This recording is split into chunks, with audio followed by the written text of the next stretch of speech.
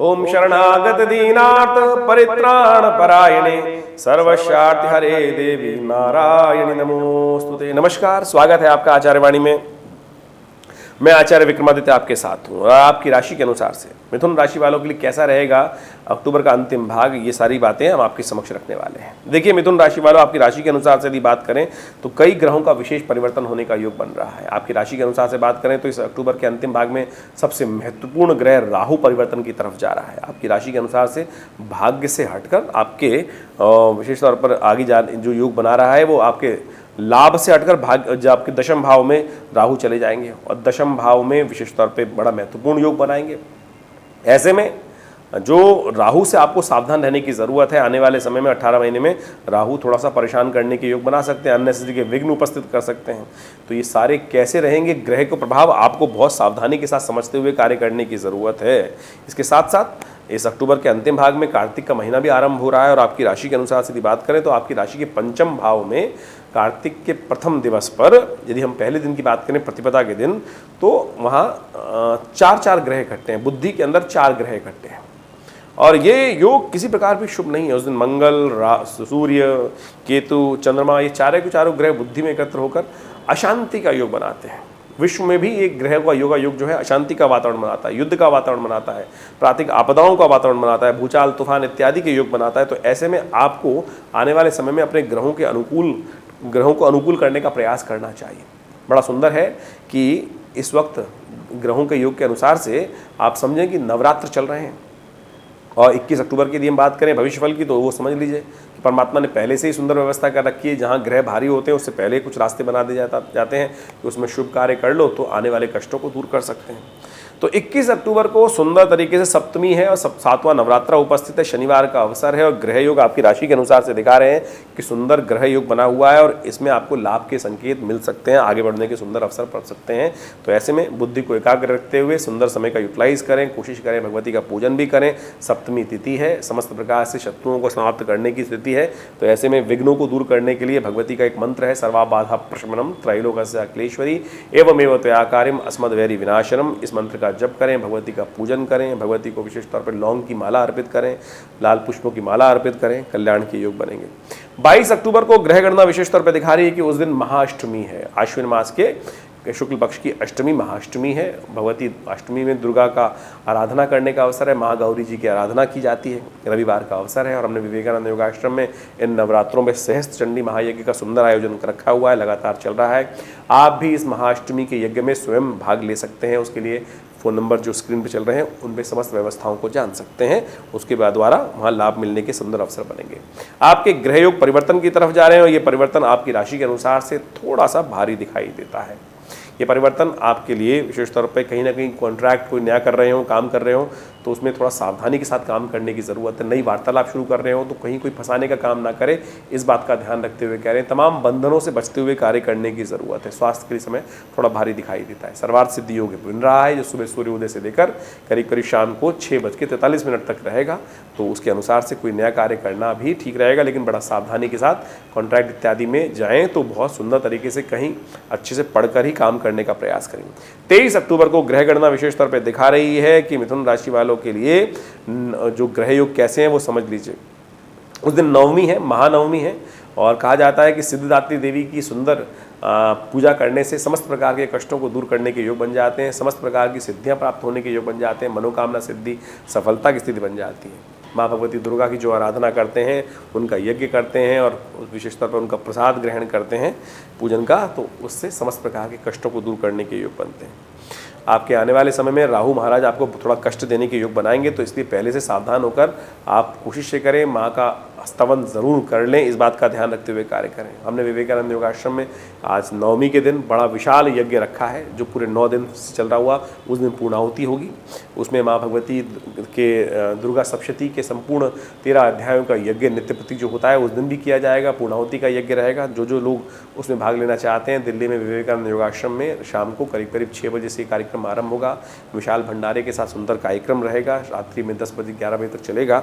तो आप उसमें सुंदर सम्मिलित हों, क्योंकि ग्रह आपकी राशि के अनुसार से थोड़े भारी दिखाई देते हैं आने वाले समय में, उसको पहले से आपको ठीक करने का प्रयास करना चाहिए। 24 अक्टूबर को ग्रह गणना विशेष तौर पर दिखा रही है कि उस दिन महा विजयदशमी है मंगलवार का अवसर, ग्रह परिवर्तन की तरफ जा रहे हैं और ये परिवर्तन आपके लिए अच्छा दिखाई देता है, भाग्य जगाने वाला दिखाई देता है। सुबह सुबह 4:20 पर चंद्रमा परिवर्तन के कुंभ राशि में योग बनाएंगे और ये आपके लिए बहुत सुंदर रहेगा। अपराजिता का पूजन भी किया जाता है उस दिन। कहा जाता है कि उस दिन शंख के समान नीले पुष्प वाली जो बेल होती है, जिसको अपराजिता कहा जाता है, और उनका पूजन विशेष तौर पर कर कर सिद्ध कर कर अपने घर में जो प्रतिष्ठित कर लेता है उस बेल को, तो पूरे वर्ष तक महालक्ष्मी कृपा रहती है। शमी का पूजन करने का भी शास्त्र में नियम बताया गया है। और शनि महाराज तो आजकल आपकी राशि में भाग्य में चल रहे हैं, अब मार्गी में होने वाले हैं।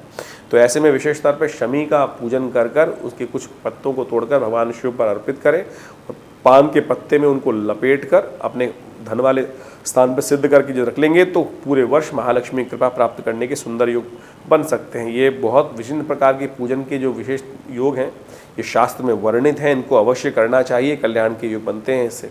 25 अक्टूबर को ग्रह गणना विशेष तौर पर दिखा रही है कि उस दिन पापांकुशा एकादशी है, बुधवार का अवसर है और सुंदर तरीके से भगवान विष्णु की पूजन करने का अवसर है। रवि योग भी बन रहा है जो सुबह सूर्योदय से लेकर करीब करीब रात्रि में 8:55 तक सुंदर विद्यमान रहेगा। ग्रह आपके अनुकूल बनते दिखाई दे रहे हैं, धर्म में आपकी रुचि रहेगी, अच्छे काम आपके द्वारा होते दिखाई दे रहे हैं, कोई जाकर भी गलत काम आप नहीं करते दिखाई दे रहे हैं।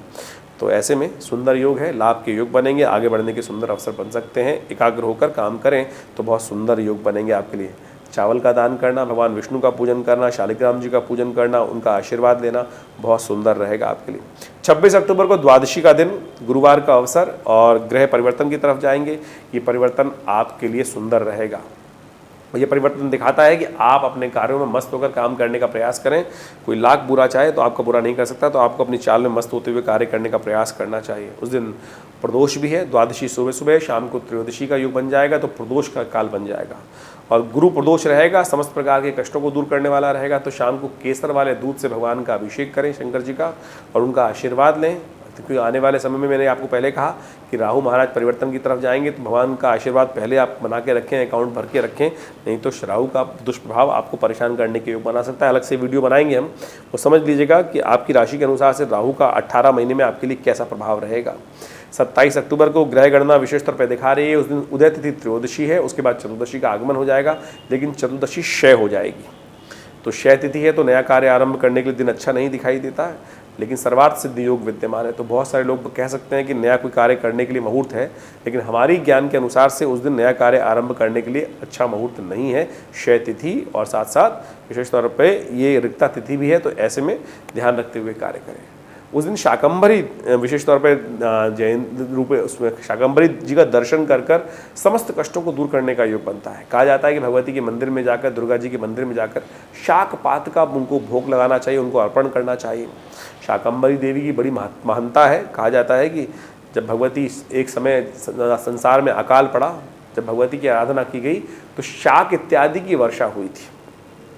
तो उस दिन से शाकंभरी देवी का बड़ा बृहद रूप से पूजन करने का शास्त्र में नियम बताया जाता है। तो इस दिन जो चतुर्दशी तिथि होती है उस दिन विशेष तौर पर शाकंभरी, जो आश्विन मास की चतुर्दशी है, वो शाकंभरी दर्शन के लिए बड़ी प्रशस्त कही गई। शुक्रवार का अवसर पड़ रहा है तो आपके ग्रह जो हैं वो अच्छे बने हुए हैं। और शुभ करने के लिए आप एक काम करें, गौशाला में जाकर पालक इत्यादि का गऊ को खिलाएं, कल्याण होगा।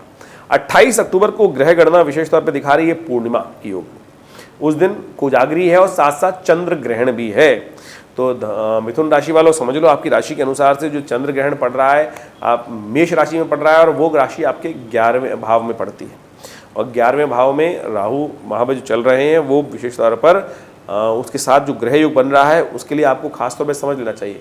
ग्रहण आपके लिए अशुभ नहीं दिखाई देता है, आपके लिए आने वाले समय में ग्रहण का शुभ प्रभाव उत्पन्न होगा। उसको और शुभ करने के लिए क्या किया जाए, तो आपको विशेष तौर पर समझ लेना चाहिए कि ग्रह जो आज ग्रहण रहेगा उस समय में रात्रि में कोजागरी की रात है, शरद पूर्णिमा की रात है। और जब ग्रहण काल हो, ग्रहण का समय पड़ रहा हो, तो उस समय में चावल का दान करना आपके लिए बड़ा शुभ है, या हरी मूंग की दाल का दान करना आपके लिए बहुत शुभ है। हाथ लगा के रख लीजिएगा, अगले दिन सुबह किसी जरूरतमंद व्यक्ति को दान कर दीजिएगा, ये सुंदर रहेगा। और कोशिश ये करें उस समय में जब ग्रहण पड़े तो महालक्ष्मी का स्तवन करें, महालक्ष्मी का पूजन करें। ओम हिरण्यवर्णाम हरणिम सुवर्ण रजस्रजाम चंद्राम हिरण्यमयीम, ये श्री सूक्त का मंत्र है। इसके द्वारा यदि पूजन कर सकें, यज्ञ कर सकें तो बहुत सुंदर। शास्त्र में कहा गया है ग्रहण के आरंभ में स्नान, ग्रहण के काल में यज्ञ, ग्रहणांते दानम। तो ये 3 कार्य प्रशस्त किए गए हैं। तो हमने विवेकानंद योग आश्रम में इस ग्रहण काल में बड़ा सुंदर कार्यक्रम रखा है। पूरे ग्रहण के काल में भगवती महालक्ष्मी को प्रसन्न करने के लिए, क्योंकि कोजागरी की रात है उस दिन, तो बड़ा सुंदर यज्ञ रहेगा रात्रि में। और आप सब भी अपने यहाँ बैठकर उनका स्तवन करें, पूजन करें। सोने की रात नहीं है, कोजागरी की रात है। जो जागत है सो पावत है, जो सोवत है सो खोवत है। इस बात का ध्यान रखें। शरद पूर्णिमा है उस दिन, तो इस बात का और ध्यान रखिएगा कि उस दिन सूतक रहेगा तो खीर नहीं रखी जाएगी।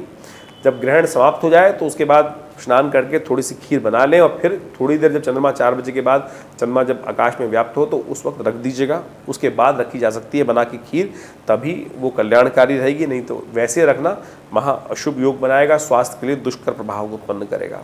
29 अक्टूबर को यदि हम बात करें तो उस दिन कार्तिक प्रतिपदा का तिथि है और उस दिन रविवार का अवसर पड़ रहा है। और आपकी राशि के अनुसार से यदि हम बात करें तो आपके पंचम भाव में चतुर्ग्रही योग बना हुआ है उस दिन। ये बुद्धि में शांति का योग बनाता है और इसके लिए आपको विशेष तौर पर उपाय करना चाहिए। तो ये उपाय विशेष तौर पर क्या आपके लिए अच्छा रहेगा वो भी समझ लीजिए। ऐसे में आपकी राशि के अनुसार से आपको रविवार के दिन गेहूं का दान करना बड़ा शुभ है, तो इसको दान करें। अन्यथा कहीं ना कहीं आने वाले कार्तिक के महीने में कुछ ना कुछ मानसिक तौर पर परेशानी के योग बन सकते हैं, कष्ट के योग बन सकते हैं। 30 अक्टूबर को उस दिन ग्रह विशेष तौर पर परिवर्तन की तरफ जा रहे हैं। राहु परिवर्तन का योग बना रहे हैं, आपके 11वें भाव से हटकर 10वें भाव में जाएंगे। ये सम्मान पर कहीं ना कहीं कष्ट देने के योग बना सकते हैं, कहीं ना कहीं विचारों में परिवर्तन, नेगेटिव परिवर्तन करने के योग बना सकते हैं। तो आपको इसका उपचार विशेष तौर पर लगातार करने का प्रयास करना चाहिए। राहु के मंत्र का जप करें, ओम भ्रांग भ्रीं भ्रौं से राहवे नमः, इस मंत्र का जप करना आपके लिए अच्छा रहेगा। हाथी इत्यादि को कुछ पत्ते इत्यादि डालना, उनके चारे की व्यवस्था करना, हाथी गणेश जी का पूजन करना, ये समस्त उपाय कर कर आप इस राहु के दुष्प्रभाव को दूर करने का योग बना सकते हैं। नहीं तो आने वाले समय में 18 महीने में ये राहु परेशान करने के योग बना सकता है, सफलता में बाधा उत्पन्न करने के योग बना सकता है, विचारों में नेगेटिविटी उत्पन्न कर सकता है। ये ग्रह साफ साफ दिखा रहा है। इसका अलग से भी वीडियो उपस्थित करेंगे हम, उसको आप अच्छे से समझ लीजिएगा, फिर उसके अनुसार कार्य कीजिएगा। ये बहुत ज़रूरी बात है। 31 अक्टूबर को तृतीया तिथि है, मंगलवार का अवसर है और ग्रह योग आपके लिए आपकी राशि के अनुसार से थोड़े से खर्चे वाले बने हुए हैं। अननेसेसरी खर्चे आपको परेशान कर सकते हैं, कुछ बेकार की दुविधाएं मन में उत्पन्न हो सकती हैं। स्वास्थ्य का ध्यान रखते हुए कार्य करें। भद्रा विद्यमान रहेगी सुबह 9:56 से लेकर रात्रि में 9:30 बजे तक। तो ऐसे में विशेष तौर पर नया कार्य, नए कॉन्सेप्ट, नए प्रोजेक्ट्स में हाथ डालना आपके लिए अच्छा नहीं रहेगा।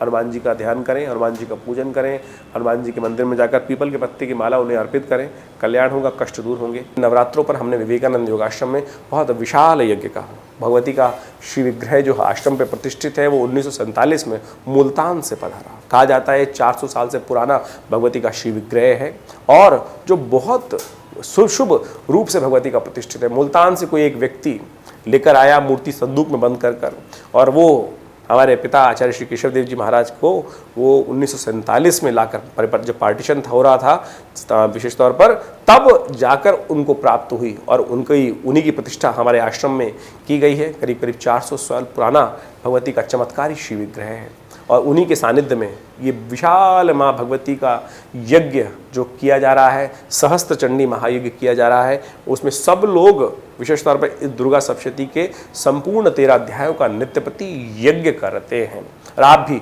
उस यज्ञ में स्वयं सम्मिलित हो सकते हैं। जो कहते हैं ना कि माँ भगवती कृपा प्राप्त होती है नहीं होती पता ही नहीं चलता है।